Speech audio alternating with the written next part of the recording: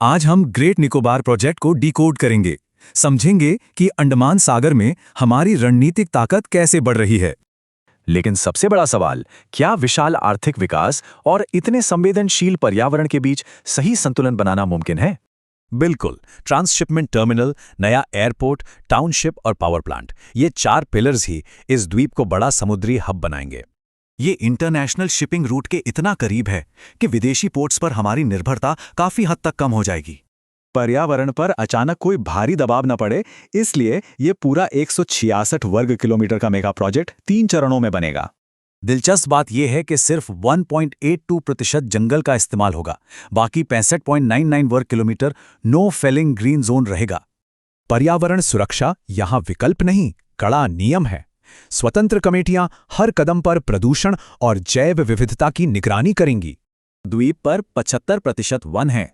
संतुलन के लिए इसके बदले हरियाणा में सीधे 2 गुने पेड़ लगाए जा रहे हैं। और हाँ, एक पेड़ मां के नाम अभियान के तहत अंडमान में पहले ही 24 लाख पेड़ लग चुके हैं। आदिवासियों पर कोई असर नहीं पड़ेगा। शोम्पेन और निकोबारी जनजातियों को विस्थापन से बचाने के लिए एकदम सख्त नीतियां हैं। गणित बड़ा दिलचस्प है। प्रोजेक्ट के लिए जितनी जनजातीय जमीन ली जाएगी, उससे कहीं ज्यादा नई जमीन आरक्षित की जाएगी। नतीजतन ट्राइबल रिजर्व एरिया में करीब 4 वर्ग किलोमीटर का इजाफा होगा। ये उनके अधिकारों को पूरी तरह सुरक्षित रखेगा। भूकंप और चक्रवात के खतरे से निपटने के लिए प्रोजेक्ट में मजबूत आपदा प्रबंधन योजनाएं और सुनामी अध्ययन शामिल हैं। कुल मिलाकर निष्कर्ष यही है कि ये फ्रेमवर्क अर्थव्यवस्था और इकोलॉजी को एक दूसरे का पूरक बनाने का बेहतरीन प्रयास है। तो सवाल उठता है, क्या ये शानदार संतुलन भविष्य के ग्लोबल मेगा प्रोजेक्ट्स के लिए एक नया ब्लूप्रिंट बन पाएगा? द ग्रेट निकोबार प्रोजेक्ट और उसे मिली एनजीटी की हालिया मंजूरी के विवाद में उतरते हैं। तो आखिर नीति आयोग का ये 81,000 करोड़ का मेगा प्रोजेक्ट इतनी चर्चा में क्यों है? ये 4 मेगा प्रोजेक्ट्स इस शांत से द्वीप को एक बहुत बड़ा रीजनल ट्रेड पावर हाउस बना देंगे। जियोपॉलिटिक्स के लिहाज से सोचिए, म्यांमार के कोको आइलैंड्स यहां से सिर्फ 55 किलोमीटर दूर हैं। और सुमात्रा सिर्फ 90 नॉटिकल माइल्स दूर। मतलब ये भारत की सबसे पहली समुद्री रक्षा पंक्ति है। इसी शानदार लोकेशन की वजह से मलक्का, सुंडा और लोम्बोक जैसे अहम ग्लोबल ट्रेड रूट्स पर नजर रहेगी। लेकिन पेंच यहीं फंसता है। एक तरफ बड़े भू राजनीतिक फायदे हैं, तो दूसरी तरफ बेहद नाजुक इकोसिस्टम। इस चार्ट को देखिए। प्रोजेक्ट के लिए ग्रेट निकोबार का पूरे 15% हिस्सा पूरी तरह साफ होगा। यानी 130 स्क्वायर किलोमीटर के घने रेन फॉरेस्ट खत्म। लगभग 1 करोड़ से ज्यादा पेड़ काट दिए जाएंगे।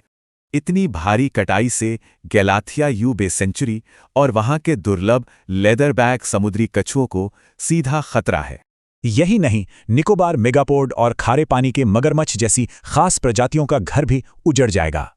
और सबसे जरूरी बात, ये प्रोजेक्ट शोम्पेन और निकोबारी जैसे मूल आदिवासियों की पैतृक जमीन भी छीन सकता है।